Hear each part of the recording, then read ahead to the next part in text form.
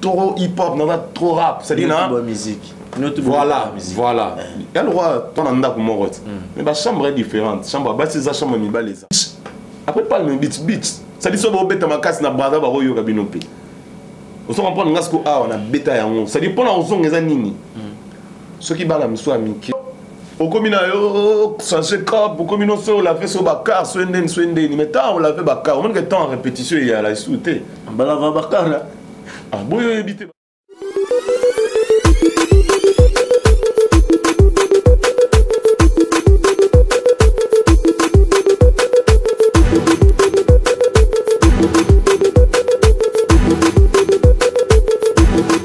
Mes chers téléspectateurs de Studio 7day TV, moi c'est votre ambassadeur de l'ambiance Moïse Tamouzi, et pourquoi pas aussi je tiens à saluer mon technicien magique, il s'agit de Nathan Bello. Nathan Bello, big up à toi mon frère, et pourquoi pas aussi à mon boss 7day 7 et à sa femme Valence Assai, et merci beaucoup à mon cordon BH. Il est en train de me suivre depuis Kinshasa, merci beaucoup d'être là, et à son assistant Bruce, merci beaucoup de te scotcher branché dans cette chaîne Studio 7 TV. Et je tiens à saluer aussi Arthur Mwanangongo, et pourquoi pas aussi à Bob Zola et Fula Star Myrna Biona depuis aux États-Unis, et pourquoi pas aussi à Mama Rufa à Londres. Tous ces mondes-là, vous êtes là en train de pousser un peu notre studio, d'aller de l'avant. Merci beaucoup de votre soutien. Et alors pour aujourd'hui, on a reçu pour vous un grand parmi les grands. Il s'agit d'un grand parmi les grands du monde hip-hop. Il s'agit de Joe Cortez. Joe Cortez, il va s'exprimer au micro du Studio 7day TV avec Moïse Tamouzi. Alors je dis Mbote artiste. Mbote, grand prêtre et ambassadeur Moïse Tamouzi. Merci beaucoup Nanemoye, Narata Studio Nabiso. Plaisir à partager. Ouais. Joe Cortez, bateau bolando siko partout dans le monde. Ouais. Kinshasa a déjà confirmé mon mouké, mais partout non était parce que horizon zala munene na Kinshasa na Congo. Mais bateau siko to côté siko na ba Londres, ba Paris, ba yebio non noté. Roye bisabango bandeko ba betineti ba 30 ans, ba 25 ans, ba 11 ans que Moto Toyambi, identité naïe, parcours musical naïe. Voilà, voilà, ambassadeur. Merci d'abord pour la question, c'est très bien. J'ai beaucoup aimé la question. C'est-à-dire, à tous, sur la putain, dans le monde, un peu partout dans le monde. Alors, ce qu'il faut, c'est-à-dire que Joe Cortez, c'est l'un des artistes hip-hop de Kinshasa, c'est-à-dire l'un des soldats du rap congolais, ou carrément l'un des soldats du hip-hop de l'Afrique centrale. C'est-à-dire Cameroun, Brazza, Centrafrique, Bissau, Rwanda, Angola, Burundi, tout ça. C'est-à-dire que Tarabiso, toi, Congolais, tu as 9 frontières. Donc, ce qui est des choses qui ça bien, on a Kin, c'est qu'il y a 9 frontières, tout, et eux, ça l'a bien. C'est-à-dire que moi, c'est l'un des soldats valables. Il y a hip-hop congolais, voilà. Si tu as au bima na roi liebo, pas motumoro tema moro fopimi, to motumoro boyane ko lakisayo ko nzemba ko rapper après ti ozupe makolo, ozupe maboko puis so tambo. Bon voilà, moni na art ko lakisa ezarma pas si on est artiste, c'est-à-dire to botamara artiste. Mais avec un certain temps et bima kasiko talé bimi. Et puis aux commissions profession. Tu vois ce que je veux dire? C'est-à-dire que on a botama artiste, mais bon moi les alayina nous faut kinétique, faut ni à l'état on colle tellement talent les alayina yo. C'est-à-dire que l'art ils a tellement art ils a la maquilla trop. Donc à partir de pousse animaux mon qui aller et s'exploser bah mon quoi. C'est-à-dire qu'on a un botama artiste avec le temps, tant comme il a 10 ans la côte chorale dans la borne, tu es marane codim après tant comme il a ma première secondaire tout ça les groupes ya rap na baninga tellement vent il y a hip hop ezalaki makasi tout ça les groupes na baninga les temps to koli to zuba ba diplôme d'état hein bac de baloba la monde et ça les to comme ce bim ça na ba clip et puis lelo na comme pena artiste valable avec les fans tout ça et puis moi makambo belé na kin ça les to beti ba al de la gombe ba fikin ba to beta même na stade de martyr tout ça concert mon il y a Divo à l'époque ba rappeur surtout to betaka na bitu ba concert na ba Brazza Laurent na ba Ciné Vogue donc voilà siko bina to comment bina artiste on sort des albums ba fan na yo bazalaka ba yaka ba concert donc c'est un peu ça obi que ceux qui soba bandela mokili on zaka musicien to on za suna domaine te na l'élan de l'effort na l'élan de l'effort attends ba bandela mokili ngana ozana ka nduliste ngana ozana ka artiste au moins art c'est un monde qui permet à l'artiste de s'exprimer penza quoi tu vois c'est-à-dire dans l'art puis dans l'art il y a une frontière art et bon mamati c'est-à-dire dans l'art tu es vraiment à l'aise attends ba bandela sous mokili yo dans ça rend nzamba baxelanga et sous talent dans un peu sous artiste tout ça on se connaît là-bas moyen bien et belé sur mon kile bandé l'ami aussi qu'au moyen bien trop tu vois ici à Kinshasa au Congo nous on se bat de nous-mêmes tu vois c'est-à-dire que biso monte au Bundaka pour la suicide na yo ça ba promotion ça ba son ça ba clip na yo donc c'est un peu ça maintenant le ba cordon BH est bien très bien obi que au bayarate au botama artiste mais na Congo au bayarate na comprendre bien té au bayarate vraiment vraiment artiste mais na Congo au bayendeni nzamba tindio artiste si au botama na Congo parce que yo bayendeni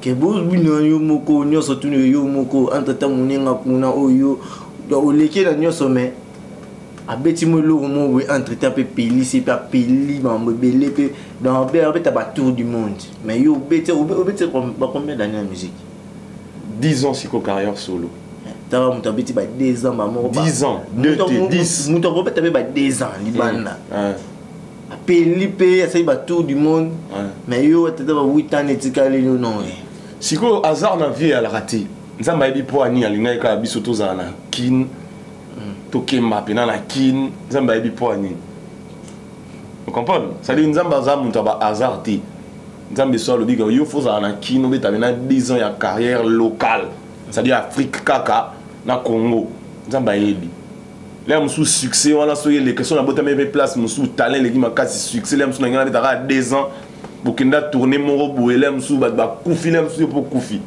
vous comprenez ça dit nga sala nzambe confiance et puis nga mo pe na mi sala confiance c'est à dire na mi benga soldat Joe Cortez soldat c'est à dire soldat là armé kate c'est à dire nga na mi benga soldat na état d'esprit c'est à dire na esprit na nga pour na dire soldat da mutaza combattant la guerrier vous comprenez ngana na condamna nzambe te lo nzamba ndimai ke tobeta tout à ba congolais tobeta rap en na Congo to kinonde to kinon y a pas de problème to kinon to anan pena to zana nous temps pesa mulai vous comprenez mais to tikande temps ya te pourtant so to tikanga ya pikate ça dit biso to rattraper ndeka en temps babi yo osala ki camarade to na bat bayebani po yebana nandeni parce que pour you musique no yebana kana ba ipeni bani ya solo tout ces missions to na ipeni te kasi bana ipeni ga bayebi na succès kuna o mo atata o kangamela macha dison pe bayeba oh ya solo déjà dans la émission dans le monde à plateau ça émission toi en plein ville il y a Kinshasa parce que commune oyo tangi za pela musika na après tout ça émission bana côté kuna ba o cha papo ya mutu na ba siko yoka tant de dans la halle de la Gombe les à la bal côté na biso tan tant de dans la Fikine pardon maman ça no baye halle de la Gombe côté ba 2000 ba 2500 personnes ngana ba 2500 personnes ya ba ninga kaka na ipen ba oya et ça va non monter ya solo siko ndule ya tricage so sangisi bana quartier na binu bana quartier woche ba représentant na boya pe bon c'est que so sangisi bonga fona luele ba suna ba bis fona somela ba so ba die so ngana na la on a te ngana la wengeti ngana wengeti tu botama bonga wengi na ba idea wengeti nande ni ngana hip hop moi je suis Swag, thune, gay, musique, sans de les remix. Le jeune millionnaire, Blati Joseph. Le boss Thierry Kabamba, Palmo Beach. Le crèche, Pascaline Zamouda. Mon vieux Gérard Toumba, MNS. Ouais, c'est l'artiste, Joe Cortez. Sans de remix. La famille j'appelle Ben Mouteba, Kokito, Kisinyembo, Dallas Bambokela. Claude Salé, Julien Liwa, Freddy Shimona, DJ Graal, c'est l'ambiance ce soir. Ambiance, c'est ça l'ambiance. Toutes les filles, les mets en l'air. Ambiance, tous les garçons, c'est ça l'ambiance. On y va, les mets en l'air. Ambiance, tout le monde, tout le monde, tout le monde, tout le monde. Ambiance, on y va, tout le monde, les mets ensemble. Sans caler pour une bonne ambiance, c'est tout le monde, c'est le moment de couper. Ensemble, on va sauter, on va crier pour y arriver. Ce qui sert le système, faut l'enlever. Toujours l'esprit, loin de la peur. Dès minuit jusqu'à 5 heures, ce qui te coince, vire ça de côté. Sujet de la tête jusqu'au 3e round, faut pas se distancer. La livre ça coule en millions, rien pour faire une action, Envoardé pour tout Arta qui adore les millions de stick fanins. 1, 2, 3, tous ensemble sans déconner. 1, 2, 3, encore une fois sans déconner. 1, 2, 3, à Kinshasa sans déconner. 1, 2, 3 et partout dans le monde sans déconner.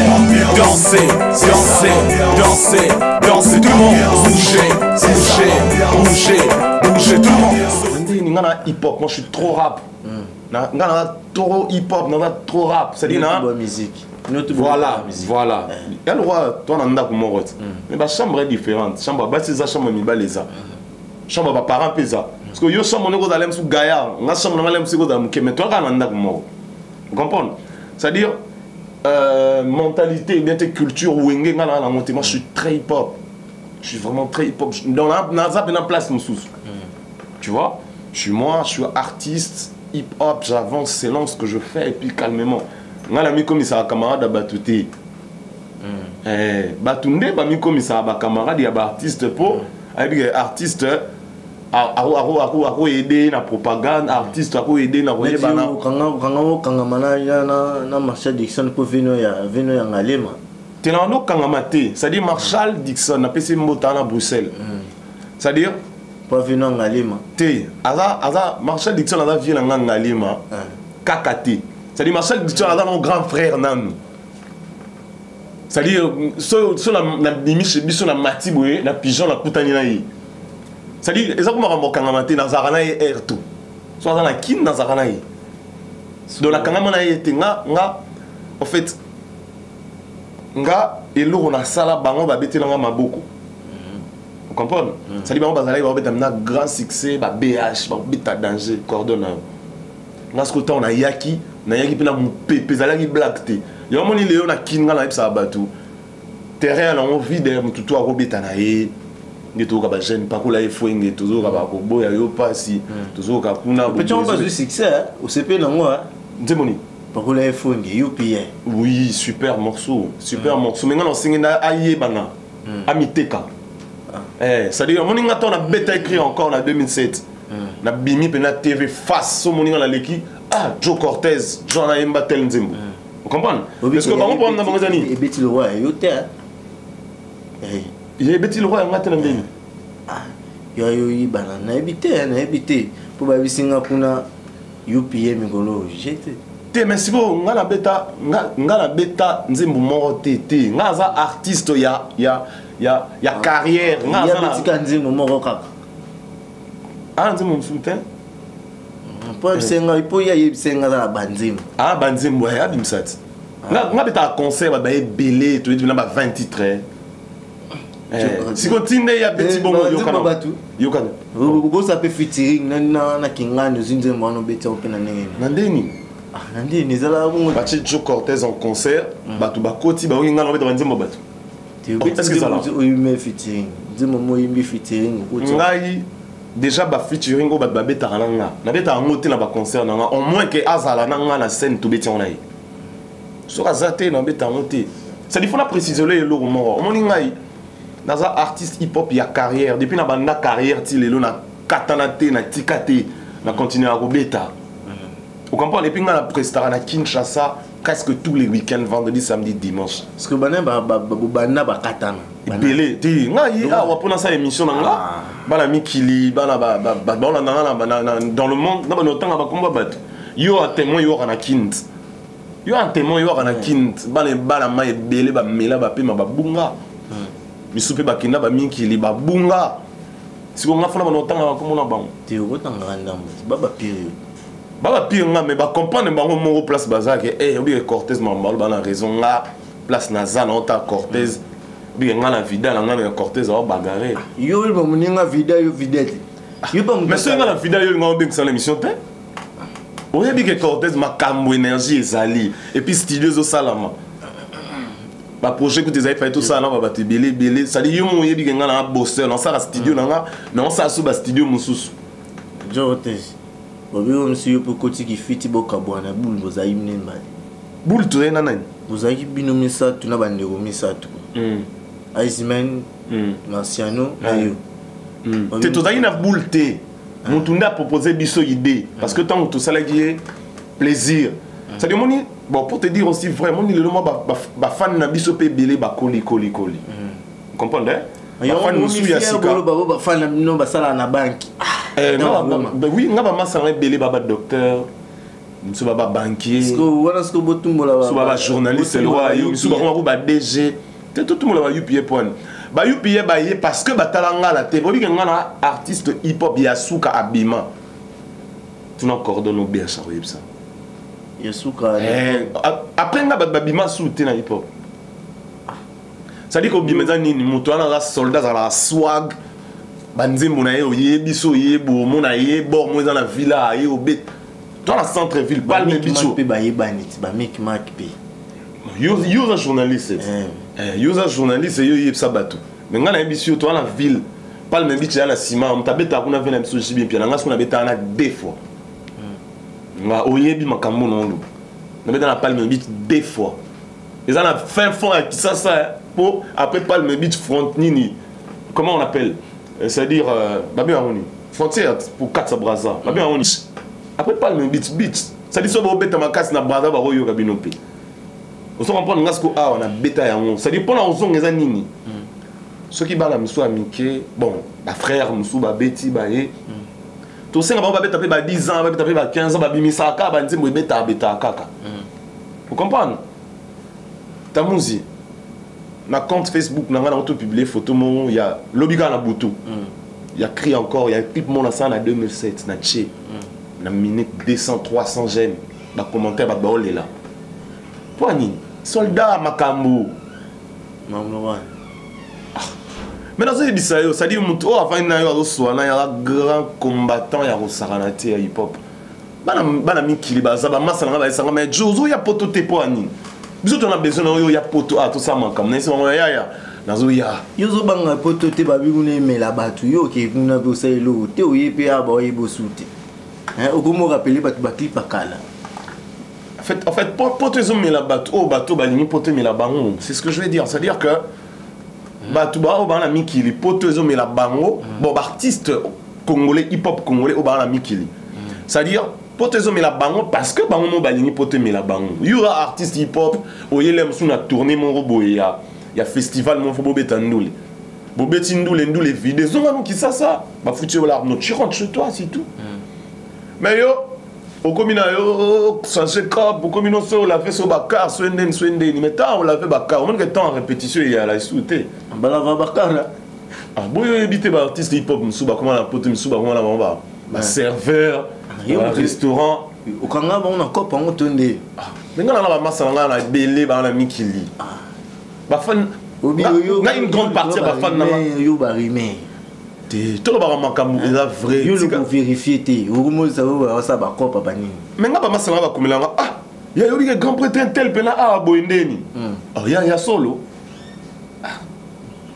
mais bon il y a ka boyena cop ba nini nga na biga ya grande star na ba kino mais ndeni na moni comment buka ba fruit na ba comment on appelle ça c'est à dire que pomme cueillette tu vois ce que je veux dire c'est à dire ba pomme ba on commence à on suit na ba ferme so ndeni ça en bas ba lo ba na bisoti un tel il y a solo kitoko mais pour te dire que je vais faire ce qu'il faut faire en Europe et puis je rentre te continuer au monde en allant grand prêtre ambassadeur Moïse dans Mouzi na balemba ande to va na biso to 20 tous appelle moi ko poto le que ça peut moi mon pepakine soso tali na banzembo tu yo beta nzembo ni bine so beti pe no tali mena be nzembo vraiment ça elle roi yo boti 7 bana que je suis talent au monde, mon boué. Moi, mon tu yoka, n'a pas poser la question. Si on va toutes nos questions, on va poser la question. Yoka, yoboti dibana, allez. Tout le monde a tout maintenant, pas la tout, moi, tout le monde a amené moi, on a zoé. Est-ce que là, on a mon kimilo. Tu m'as la kimilo. Tout ça émission, tout ça émission. Nzembo masotana Zembo oya mutema no tema mutema ya ba fan na yo so ça c'est-à-dire ba fan va partager par rapport à Misson. Crie encore Joe Cortez dans le show ça va. Banzemo le roi ba cœur qui pleure on est betati lelo. Banzemo cœur qui dit cœur qui pleure zouk love voilà. So na beti en lelo ba chérie non. Aux hommes ba son décalé ba temps de travail. Neti remix ça sont décalés auto bora grand pote Moïse Tamouz. Si go moyen de différencier ça mais problème ça quand que mon ni moi na liboso quand même dans en air trop. Mon gars mon na liboso ndé on a ce qu'on crie encore. Parce que y a monde l'équipe banze mon sous tété mais y a on ce qu'on ndé ya qui bimi c'est bindi ba petit. Et là donc ya crie encore y a on est pendant tri banda indi la makambo. Y a on photo na check na Facebook boy. Baya baleli ba bijwa openo panza kimboka obi so izale olakisi mwana na yo photo photo no ya 10 ans après aolela esalonde aleli pour plaisir pe leli sakati akolela pe tout na ko omoni ba grand prêtre le roi ba tête tendai ya kana kin grand prêtre o masala ngai reti watanabla lo ba to sate ba ngba nani non so kutena tête tendai niveau pakola yo obi ko lela o leli po ba sali o mabe bien te po oyoki bien leli sio parce que yo biso mo nanga atali photo nanga ya kala a leli latini na comprendre oui photo na yo ba tu bo lela nga bi ke sobe mo na yo moni photo parce que ba lela parce que ba okanisa le bon temps parce que ça débat ba okanisa la belle époque na minute au sommet. Vous comprenez? C'est quoi d'abord? Ah, je n'ai minute où il y a une utilité pour elle. Et on a non, bon, les langues pour la tenti. T'es bon, les là, niveau mukili et bon maka. Niveau nzete na beta ki bowe mai kabona ba hip-hop baleki. Ba fan yo ba na ba maloba mi balo bien. Ce qu'on a ça ndé ni so fa na bi maloba mi bale. Ah maloba mi bale. Koto o mekano tala so makambo ezande. Ya on essaie bango. Souci la naka na poto. Bobi naka na poto. Luba ka bungu. E mo bobzula mo pina boss 7. A wo mo na raté to be neka na poto. Ya prompté. So ba ya ba bendinga mikili na ye za mabete. Est-ce qu'ils ont mabete na ba ya so ba bengi so mikili. Cortez dan de bon makambo ndeni Air France bon. Tout ça ndeni. Passeport et ça kitoko. Pour makambutu eza bon hier. Bon festival mo eza fo ya nongwe. Na ye mikili. Ce qu'on dit, on comprend ma so moni neti awa. Et moto bim ça ba single. Voilà, moi j'ai un album. Album mon scope ça 20 titres yo kate ya. Mais bandi mon la biso ya ba 3 minutes, 2 minutes, ba 4 minutes ba beta ba 30 titres radé chaye yo. Ba misusu wana ba rappeur té. Moi j'ai une autre culture. Attends, on comprendre yo. Toi na kin, toi na Congo, musique o eza makasi trop za ndombolo. Nous c'est une autre forme de musique, c'est un autre genre de musique, c'est-à-dire c'est le hip-hop. Lelo Kalabadbando comprend était Lelo hip-hop, il y a un afrobeat et bimi, il y a un vent, il y a un ouest africain, un togolais, un nigérien, un camerounais, un ghanéen. Musique on a besoin déjà il y a peut-être 5 ans, 10 ans passés. On comprenait bisoté. Lelo c'est quoi musique où on a dominé le monde, nandombolé, kita. Il y a un autre. Et puis tracer chez ba na mai sous poids na mai baquette parce que musique ala ngala ndo sala ngo déjà depuis kala parce que musique ala sanga ka soutien te na kisasa awa mutu na kisasa awa omoni ma mozolo bandeto se comprendre ti na kin artiste hip hop azali kolo na ngazate tout na cordon na OBH yes out yo to ba yo leki Lexus ya lekinga na zonk sika question boy dans Lexus nazarana voyage fort yo la voyage canon obi bien à voyage fort alors ça ni na voyage na ça que ta bande ngone ba na poto pour même Moi, AR Festival, moi. Tala, yoka, papa. Yo, la forme, la transport. Si vous n'avez tout le monde, nous Seven, n'a pas besoin là-bas, non. Seven n'a pas besoin là-bas, grand prêtre. Si vous venez à peu près matin, il y a ma bête. Il y a un accent, il y a un accent, il y a un accent, il y a un accent. Moninga, makamna sala na hip-hop ya Congo. Artiste hip-hop monta sala. Na lobby tika ngana défendre. Na lobby lo nga tika ngana défendre lo ngana lobby. Ça va. Na otanga kombo cordon BH pamba te. Ala muntu ya makambo ayebi makambo ngana loba. Loba. Papa, ngana uta chez biso. Na ke studio. Mutu donc nga na uti chez biso. Et puis c'est là, il y a 20 ans, l'homme sous 19 ans, tu as 10 ans passés. L'autre a 10 ans passés. Vous comprenez? C'est-à-dire, on a chez Bisso, on a on est dans un cache-cache. On a chic. On a un uniforme. On a un vite fait au quai studio. C'est-à-dire, on a chic et on a récréation, on a un texte. Vous comprenez? On a un texte. Il y a une réflexion dans le ça. Comme ça, il y a un artiste hip-hop ni oyoyebi à Salamo. Chez Bisso, dans le chez Bisso, on a des condos yo kangisa. Na commis texte là, na ke studio, na moko, na enregistré nzembo, na yé, na moko, na loki réalisateur, ah vie Raf Ngindo, ah na statistique, j'ai sur au tal na pession moté. C'est la vie Raf Ngindo, directeur à programme na Raga Plus, na Kisasa Ao. Vous comprenez? Donc, la nouvelle pas besoin de la caisse d'idole enregistrée, n'a pas vu Raf Ngindo, la bonne délivre ça un clip. La personne fait vivre même, maman moment il y a qui fait ça un clip. N'a vu clip pour l'anga moko, n'a quel on a chaîne, il y a TV, na football excellent là. Les lots la commune Joe Cortez. Vous comprenez maman là? Et ça là on a bon. T'es ça va bon côté? Ah, et ça va bon côté, non, c'est ça va bon côté. Bateau yoka bateau yozotanga oh lobby que autour national l'équipe bango. Ba ça la démarche on a salati. Bazala déjà dans le groupe, bah comprendre Makambu. Vous comprenez? Bazala déjà dans le groupe, bazala déjà ba Mikolo, bah comprendre Makambu. Bazala une facilité à obéta kaka. Pour bah côté déjà dans le monde, bazala déjà t'as 10 ans avant la katia monde yokate. On attend on a s'il te plaît, s'il te plaît. Yoko kaka. Ah, le barrage. YouTube. Mati. Vous avez une émission pour poser ma question. Expliquer la photo.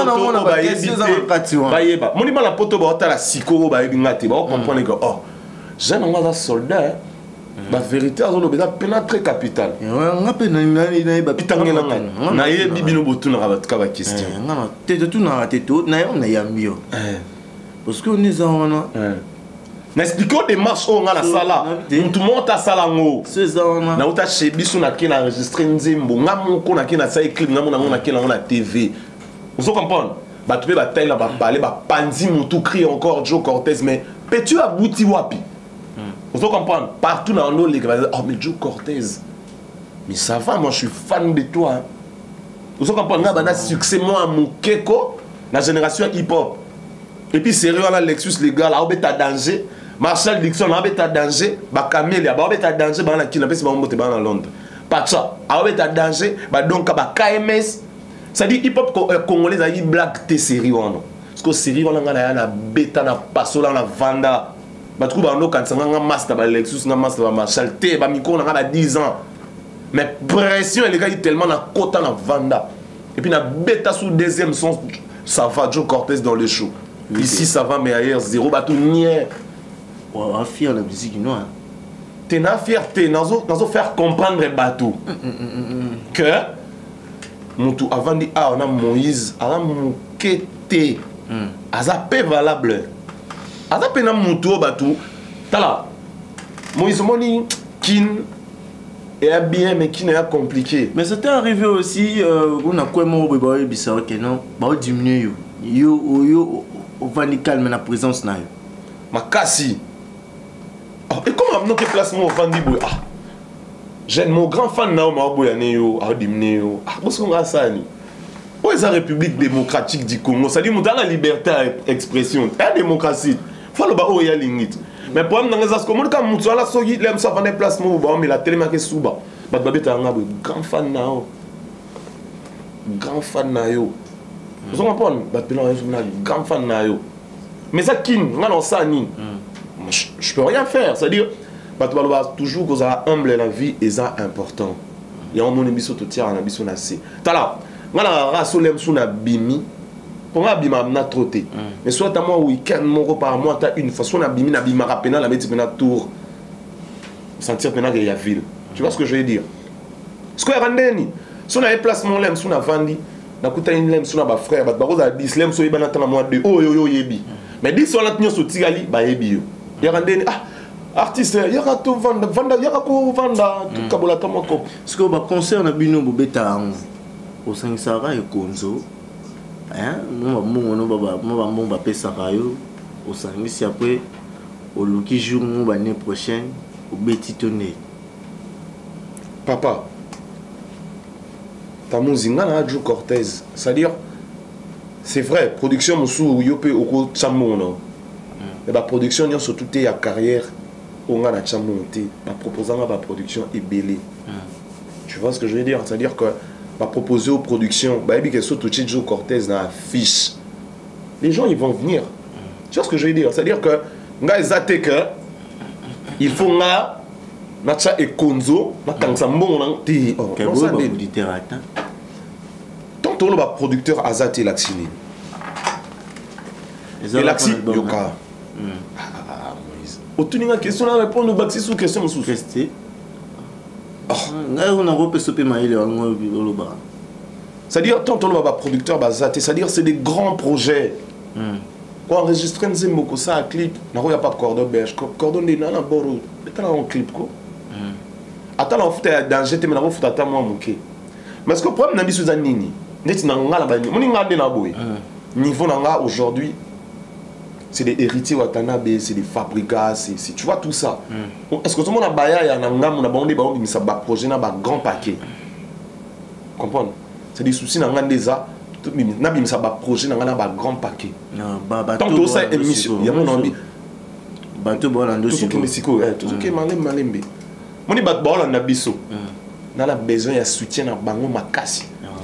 Pour bato ba landa biso, c'est des grands fans de musique congolaise. Il y a musique congolaise, les bateaux ba edara bateau. Si quoi bateau ba aider bateau, c'est comme si il y a une mission il fallait zala capo, ba comprendre que na Kinshasa, bien à Congo, ils ont une forme morte ya musique rumba ndomboloté, et la musique musu hip hop OP et vanda makasi. Mais ce que les artistes hip hop congolais to te kama makasi te libanda. Ba aventurer pe ba trop akemi kilo là ça nous la changer les copes. Tu vois? Producteur personnel soit nga tcha paka comprendre ga ba petit non peut pas aventurer ba man sabino bon peut pas aventurer ba o ba ya ba tcha esprit te ba comment na mama mususu osomo ça des soucis na ngande yango moi déception pe na ma musique ma casité ya tiba 10 ans buna kana kin c'est un grand potate bande ko web c'est que non nande ko négo la poto na ba concert belé il faut vraiment parce que yo kela on a né là tes potos là on est la poto ya professionnel na ndengagé professionnel professionnel c'est-à-dire tu vas en Europe pour faire le boulot boulot est sili ozongikin parce qu'on en parle la poto ndeni ibumoy gaya te ngala dans ça sport trop ba comprendre te jouer à gaya te ndeni ngala mutu na la discipline makasi na les habilia les até. Tu vois, chaque dimanche, na kima mbang makasi. Malgré kin, mais ce que so ke potosko ezasco na ba norme ya ba sport ba salle ba gymnastique ou ba salle wana ya makasi za, ça dit ba coach pena ba za makasi. Au moins émission to ça les émissions et les cannabis en Afrique, c'est quand même yoka pardon à la clette yoka. Dans les là-bas les forts football, dans les football les makasi. Il faut pas comprendre que tout ça émission où il est dans le monde. Surtout tout ça émission à Kin, tout ça là. Parce que faut pas comprendre que malgré t'as biso mais que muto auto tala ana besoin ya awa pour tout ça anima kam. En fait grand message de yango. OK. Message clé c'est que azana pour ça makam. Bino ne bona makam na maboko. C'est ça non? Ça dit tout va comme un danger. C'est très difficile. Dans le but que ezalate mutumo atikali na Afrique awa a pandi PJ. Mais na cop net ya babiso boy. Tu vois, tout le monde a même ba footballeur, même ba nini, tu vois. C'est-à-dire équipe nationale, on sentir 23 joueurs, ba Chancel Mbemba, ba Masana biso, ba Cédric Bakambo, ba Poto, ba Zakwani, ba Tisserand, Marcel. Ya Jacques Magoma, Moulumba, Youssouf Moulumba. Tu es équipe na rap, tu es équipe na rap. Si tu as 10 personnes qui sont dans terrain, tu as 10. Tu as hip-hop à l'élo, ça passé. Na hip-hop à l'élo, tu as l'aime sous moi 3-4. Pour tout ça, équipe à 10, venez à passer. Bon, 3. Ce qu'on va petit, bon, jeune frère Oboya, ses frères, petit son mon roba benga biso ba yupi, koto ba bengi. C'est-à-dire, ça, moi, je vais sélectionner un peu dans les athées. C'est-à-dire qu'il faut taper là moins trop, à comprendre les joueurs à bêta moins trop. On a eu à convaincre que l'on était.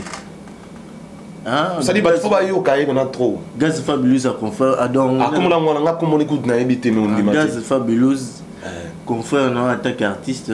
Collègue. Confrère Arabino, na journaliste. Donc, collègue na yo.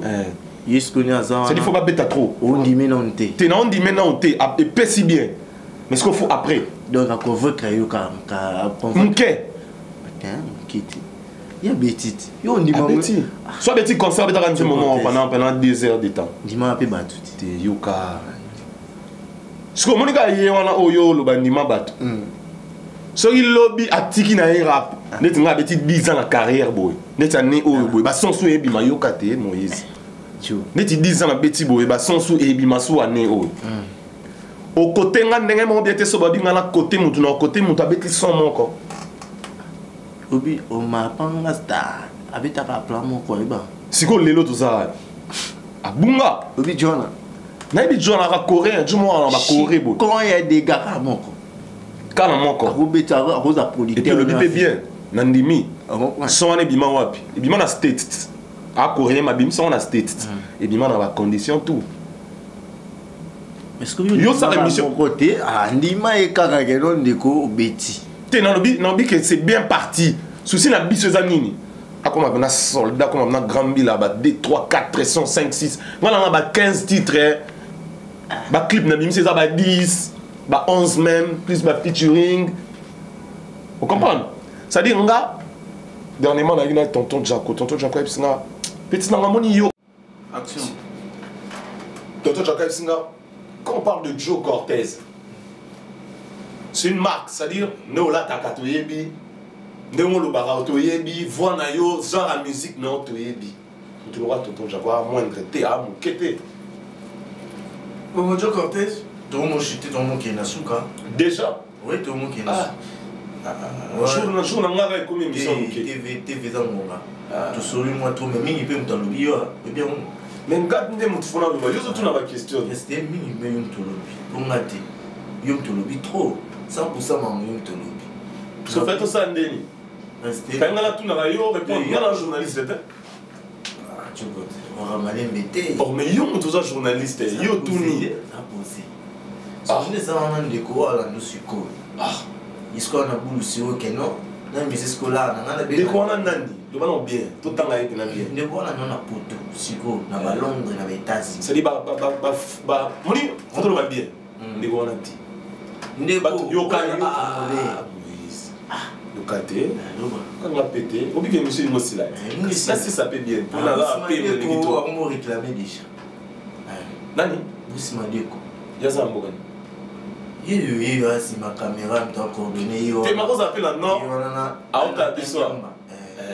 Quand on entend des trucs, tu as eu moins trop. Nabiboé. Ndeko on a été. C'est-à-dire, bateau va soutenir un artiste. On dit que on va soutenir un artiste, comme ça, artiste va danger. Comme ça, artiste va grand dans le monde. On a besoin de payer pour un danger. Tu as un danger, tu as un utilité dans un danger. On a moins de danger quand on a dit. Il y a un enfant qui a mis qui. On a un poteau dans un danger. Il faut qu'il y ait un poteau. Il faut qu'il y ait un poteau. Pardon, il y a un poteau. Seven, Valencia. Il faut qu'il y ait un poteau.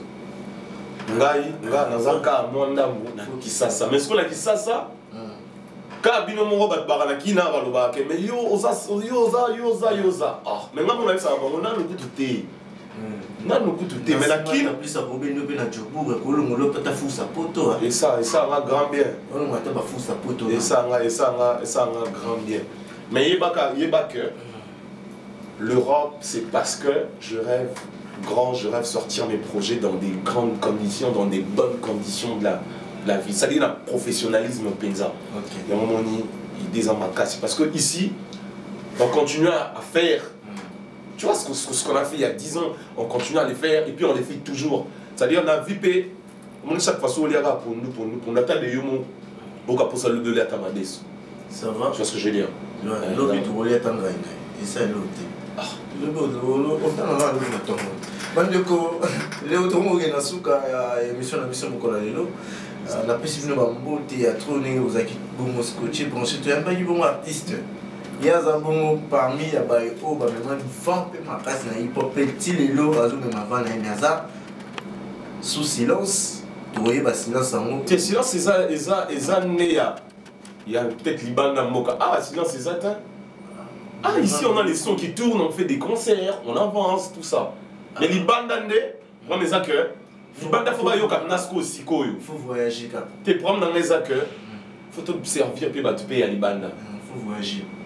Ah, yoka na mika na bamba voyage né. Bosco ba les bandes on te servir ba on a la kin, to tina ba soka na ba réseaux sociaux na ba plateforme de téléchargement. Té, ça dit photo ya sur place, souci na ngeza.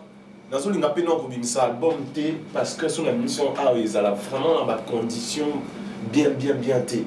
Il faut vraiment que je sois sur place en plein Paris en France ou carrément à Bruxelles, en Belgique. Il y a 20 titres. Album il a 20 titres s'il vous plaît Maurice. Album il a très sérieux Afrobeat à Mikolo et Bani. Je sors pas ça parce que condition il y a un disque en Afrique et ça penza bien T. Il y a un souci dans les années. Moi j'ai pas peur. 20. Mais ce qu'on a dit que 20 sur les accords, on a retenir pour tout bimisa par rapport il y a 20 il y a 6 couilles. Mais enregistrement tout le monde vous avez 2 minutes, il ne comprend pas. Mais quand c'est bâti moi même sur 2 minutes 30, 3 minutes. Non, 4 minutes, vous avez 5 minutes. Mais ce qu'on a battu on a bêta 10 minutes, sur taille album na on lelo. Par contre on a 3 minutes. So au moins 2 minutes ça va comprendre. Mais qu'est-ce que on a dans 2 minutes, moi moi je suis pas chanteur rumba, non. Moi je suis rappeur, c'est-à-dire 3 minutes déjà pour comprendre l'idée à Nzembo. On termine ici pour que tu chantes. La pessi batou. Numéro to pesa te. Non, moi je ne peux pas encore désannoncer. Si on a fait ça ndeni. Donc il faut nous désannoncer na pessi boki batou na yo, pessi pe numéro ya. Tenga na repeta avant et puis yo sko tikali ndeko désannoncer pena bien. Désannoncer na pessi selon norme ndako nanga. Yo ina ndako nanga. Te na ko proposer pe idée na ndako no pesa pe bien. Yo na ndako nanga yo bo pesa loi te. Tes loi tes la proposition. C'est-à-dire que nous allons y va servir yo. Mais on peut se servir na bilonga na liara te. Odami. Te mo ke na ko ya na ndako na yo mais au servir nga selon kuna ngai. Yoka, o ko esa nga pe boye jo cortez no yambo dimanche pa nga mais yo liara nini. Bon, c'est là on a bien entendu. So comprend yo linga lo ba wangila ba fumbo ba nini. Mais ça on a linga loso. Pondu. Bandeko comprendre ya. Ba comprendre nga na seni. Ah, bandeko tout bala comme na Paris wana na piscine moto ba Gilles Roman. Lokola ya non à Paris, na piscine moto théâtre tel site à Mouzi. Petit frère au hasard comme on a Charlotte aux États-Unis, on a piscine moto théâtre. Believe Madeko na piscine moto théâtre depuis basé en amont na poto ya propre et pourquoi pas aussi na Janine Gamini depuis Afrique du Sud. Boss 7 Day, la piscine moto théâtre permet à Madame Valacia et pourquoi celui la maman Oufa, Cordon BH, la piscine moto théâtre, place Yozali, secrétaire Nabiso Azama Makasi, bon pour nous Rolande la maman Nabiso le voilà maman BBC. Il y a la rawana na piscine moto na Iket Tumba, moi si on y a propre, moi si on a pembe, fallait gars awa. Moi si on a pembe ça la émission a. Donc moi si moi pembe ça la. Et puis il capé la monde. Il pas tellement maral ou Moïse Tamusi. Kitoko, avant peut-être Moïse Tamusi. Mais on a bien aux États-Unis, la piscine moto trop et pourquoi pas aussi Nasi Luzala na Ngiamba Mbele Nathan yebo mwaza na sima caméra pour ça la ngala makitoko to émission oyo makitoko pour c'est pendant makasi bongo alanga nzembo na tina celui que Judith Bimbaki la rare piscine moto trop depuis Kinshasa. OK, donc chers fans qui se trouvent dans le monde. Lui c'est mon frère l'ambassadeur, chaque fois qu'on fait l'émission avec lui c'est toujours ça, il me taquine mais pas à l'aise. Mais je le comprends, c'est mon frère. C'est-à-dire que c'est l'artiste Joe Cortez, l'un des soldats hip-hop congolais. On continue à travailler. Je sais que mes fans, vous êtes dans le monde. Il y a même des potes qui étaient ici à Kinshasa, ils sont maintenant dans le monde. C'est-à-dire qu'on est toujours ensemble, malgré la distance, mais vous êtes toujours dans mon cœur, je le porte toujours. C'est-à-dire qu'il y a un album de 20 titres presque fini. On cherche le soutien, on cherche un producteur, les gens qui peuvent nous soutenir. Donc, on est ensemble, on continue à travailler, vive le hip-hop congolais. Le hip-hop congolais est toujours vivant, c'est pas mort, mais on continue à travailler. Donc, c'est Joe Cortez, depuis Kinshasa, République. Veuillez me soutenir, donc veuillez me contacter, voilà, on a besoin de venir aussi en Europe pour vous proposer le projet qu'on a commencé à travailler ici, donc voilà. Donc, on est à Kinshasa, l'album est presque fini, mais on a besoin de vos soutiens pour qu'on sorte ça dans le monde. Donc, bisous à toutes les filles de l'Europe, à toutes les filles de l'Amérique, à toutes les filles de l'Asie. Donc, et salam à Yamaya et à tout Balami qui est un peu partout dans le monde. Donc, c'était Joe Cortez. On est ensemble, donc voilà. Loin des dieux près du cœur. Joe voilà. Cortez, et le mot à le bara faux. Non, le bara, yo le biga frais, na faux. Ah, oui, monsieur Siri. Qu'est-ce que c'est? L'autre celui qui a la faux, yo yembi. Non, mais t'en es là qui dit pénal. Mais qui dit, nous sommes sur les colos ici. et il faut réfléchir sur la question ni ambassadeur est-ce qu'on a dit. On a tout on appelle bino so ba tunonga tuna bino ka ba tuna ba Est-ce qu'on a tout na rappé ko tout té c'est là on se répète. clip 20 titres. so ba tout si ça dans clip Vrai ou faux? 20 titres. Oui. Vrai ou faux? qui on beat Jusqu'au si si claté yo c'est là dans le bas. yo ka no Moïse pardon Moïse pour déclarer moi bien pour la vie na yo ça dinga net na bibo et na longa et Simba. Victoire, merci beaucoup mes chers téléspectateurs de Studio 7 Day TV. Moi c'est votre ambassadeur de l'ambiance. Je suis toujours heureux d'être à côté de vous, à côté de mes invités ici. Merci beaucoup de votre hospitalité, d'être toujours auprès de nous, de votre Studio 7 Day TV, votre chaîne préférée. Quant à moi, je vous dis à très bientôt et je laisse mon micro à mon artiste de chanter par rapport à Yabatu ou aux Obimamekolo. C'est-à-dire j'ai 20 nouveaux morceaux dans ma tête, je sais pas ce qui m'arrive à la tête, je peux faire quoi. Bon, tout rappeler mon bablo à Kala, ça fait du bien quoi. On peut faire quoi?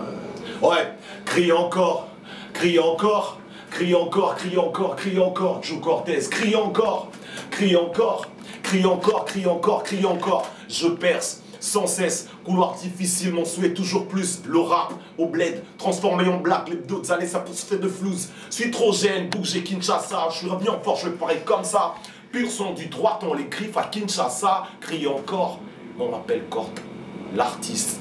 Je perce sans cesse, couloir difficile, mon souhait toujours plus. Le rap au bled transformé en black, les d'autres années pour se faire du flouze. Suis trop gêne, bougé kin, je suis revenu en force, je ferai comme ça.